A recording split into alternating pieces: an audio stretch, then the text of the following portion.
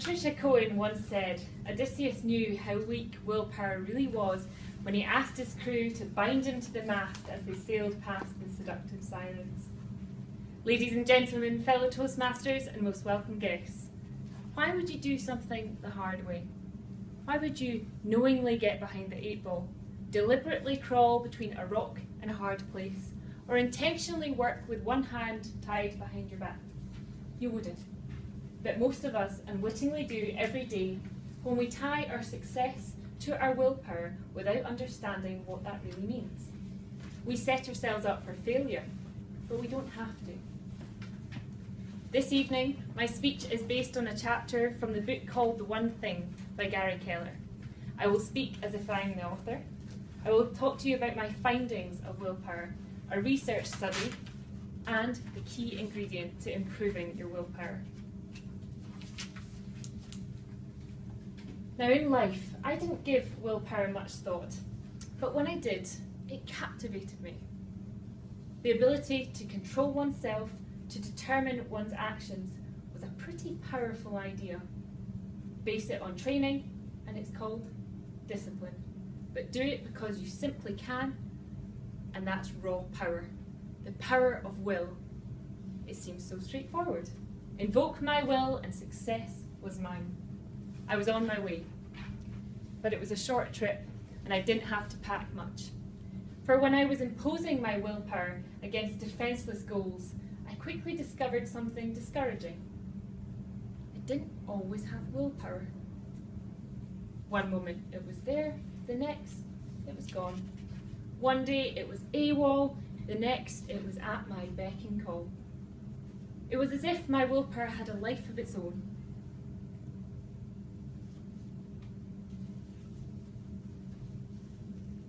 People understand that willpower matters, but I don't think that they really appreciate just how critical it is to our success.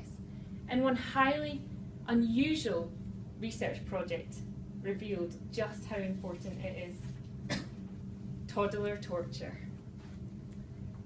In the late 60s and early 70s, researcher Walter Mischel started methodically torturing 4-year-olds at Stanford University's Bing Nursery School. Over 500 children were volunteered for this diabolical program by their very own parents, who would later laugh mercilessly at the miserable, squirming children. Each child was told they had the choice of 3 treats: a pretzel, a cookie, and the now infamous marshmallow. Each child was told that the researcher had to step away, and if they could wait for just 15 minutes until the researcher returned, they'd be awarded a second treat. 1 treat now, or 2 treats later. Mischel knew he'd designed the test well when a few of the kids wanted to drop out, having been explained the ground rules. Left alone with a marshmallow that they couldn't eat, and kids got up to all kinds of delay strategies, from looking away, to shutting their eyes, to pulling their own hair, even hovering over and smelling, caressing their treat. You can just imagine their little faces. Well, on average, kids held out less than 3 minutes, and only 3 in 10 children were able to delay their gratification until the researcher had returned. It was quite clear that willpower, or the ability to delay gratification, was difficult for the little ones. Now, initially, nobody had assumed what success or failure in the marshmallow test might say about a child's future. This finding came about organically because Mischel's 3 daughters attended Bing Nursery School. And over the next few years, he started to notice a pattern that kids who were able to delay gratification were doing better, a lot better. So starting in 1981, Mischel requested transcripts, compiled data, and mailed questionnaires to the initial subjects in an attempt to find out and measure academic and social progress. His hunch was correct.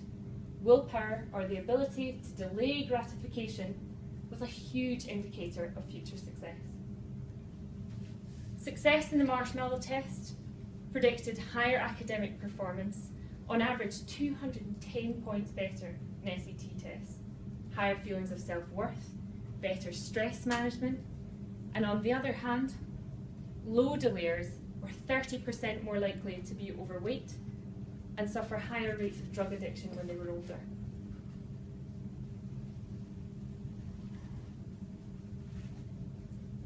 Willpower is not always on will call, and this was highly and clearly defined in this research study.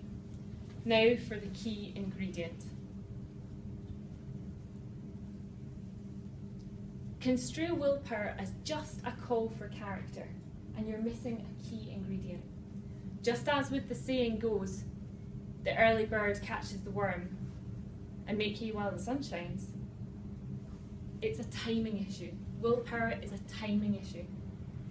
And it's so important that using it effectively should be a high priority. But unfortunately, because it's not on will call, to put it to best use requires you to manage it. So just as your mum said, all good things come to those who wait, she wasn't kidding. When you have your will, you'll have your way. Now, ladies and gentlemen, hopefully this evening I have initiated your thoughts about willpower and made you realise with the help of a research project that there's a lot more to find out about willpower. Next time I come to the floor, I plan on bringing more research, statistics, and some tips and tricks to help you empower yourself to have better willpower, put it to better use. And on that note, Toastmasters, this is to be